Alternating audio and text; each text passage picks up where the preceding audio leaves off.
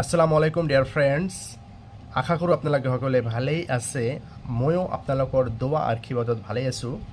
আজি আপোনালোকৰ কাৰণে আৰু এটা নতুন ভিডিঅ' লৈ আহিছোঁ। আজিৰ ভিডিঅ'টোৰ বিষয়বস্তু হৈছে ইংলিছ চেণ্টেন্স কাৰেকশ্যন।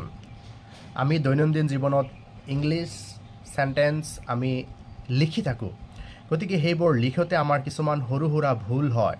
ইয়াত আমি 6টা বাক্য লিখিছোঁ। এই ছয়টা বাক্য অলপ ভুল হৈ আছে আৰু ইয়াত ক'ত কেনেকুৱা ধৰণৰ ভুল হৈ আছে আৰু সেইবোৰ আমি কেনেকৈ কাৰেকশ্যন কৰিব লাগে সেয়া এই ভিডিঅ'খনত উল্লেখ কৰিছোঁ। এই বাক্যকেইটাত আচলতে আৰ্টিকেলৰ মানে ভুল হৈ আছে, গতিকে চাওক ক'ত কেনেকৈ ভুল হৈ আছে আৰু এইবোৰ আমি কেনেকৈ কাৰেকশ্যন কৰিম। গতিকে ভিডিঅ'টো প্ৰথমৰ পৰা শেষলৈকে চাই থাকক। Number 1, finally the girl gave answer to the question. মানে শেষত ছোৱালীজনীয়ে প্ৰশ্নৰ উত্তৰটো দিছিল। গতিকে ইয়াতে finally the girl gave answer to the question, এইটো ভুল হৈ আছে। ইয়াৰ শুদ্ধটো হ'ব ফাইনেলি দ্য গাৰ্ল গেভ, ইয়াতে এন হ'ব, আৰ্টিকেল এন ব্যৱহাৰ হ'ব। গতিকে finally the girl gave N answer to the question, এইটো শুদ্ধ হৈ গ'ল। নাম্বাৰ 2, ইট ইজ 10:15, এতিয়া 10:15 হৈছে। কোৱাৰ্টাৰ মিনছ 4 ভাগৰ 1 ভাগ। গতিকে এই চেণ্টেন্সটো ভুল হৈ আছে। ইয়াৰ শুদ্ধ কেনেকুৱা হ'ব? ইট ইজ, ইয়াতে এ হ'ব, ইট ইজ এ 10:15, শুদ্ধ হৈ গ'ল। Number 3, the man is mortal, মানুহ মৰণশীল, ইয়াতে দাটো ব্যৱহাৰ নহ'ব আৰু এমটো ইয়াতে কেপিটেল লেটাৰ হ'ব। মেন ইজ মৰ্টেল, শুদ্ধ হৈ গ'ল।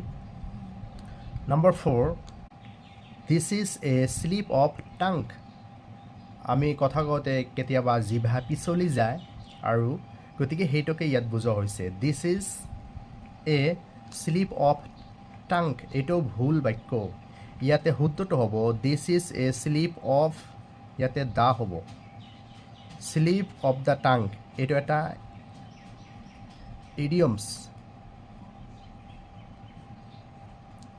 গতিকে যদি this is a slip of the tongue লিখোঁ তেতিয়া শুদ্ধ হৈ গ'ল।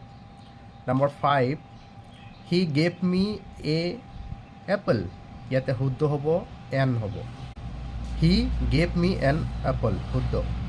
Number 6, I always go' to the school, এইটো ভুল হৈ আছে। শুদ্ধটো হ'ব আই অলৱেজ গ' টু, দাটো ইয়াত নহ'ব, আই অলৱেজ গ' টু স্কুল, এইটো শুদ্ধ।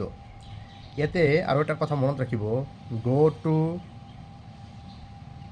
স্কুল, যদি স্কুলত পঢ়া শুনা কৰিবৰ কাৰণে যায় তেতিয়াহ'লে আই অলৱেজ গ' টু স্কুল শুদ্ধ হ'ব। আৰু যদি পঢ়া শুনা বাদে অন্য কামত যায়, গ' টু দ্য স্কুল, তেতিয়াহ'লে আই always go' to the school, এইটো শুদ্ধ হ'ব। গ' টু স্কুল মানে স্কুলত পঢ়া শুনাৰ কাৰণে যোৱা, গ' টু দ্য স্কুল পঢ়া শুনা নহয়, অন্য কামৰ বাবে যদি স্কুললৈ যায় তেতিয়াহ'লে এই বাক্যটো শুদ্ধ হ'ব, গ' টু দ্য স্কুল। ইয়াতে আমি আৰ্টিকেলৰ ব্যৱহাৰ ইয়াতে কৰিছোঁ আৰু ভুল আছিল সেইবোৰ আমি শুধৰণি কৰি দিছোঁ। যদি আপোনালোকৰ ভাল লাগে নিশ্চয় লাইক, কমেণ্ট আৰু শ্বেয়াৰ কৰিব। ধন্যবাদ।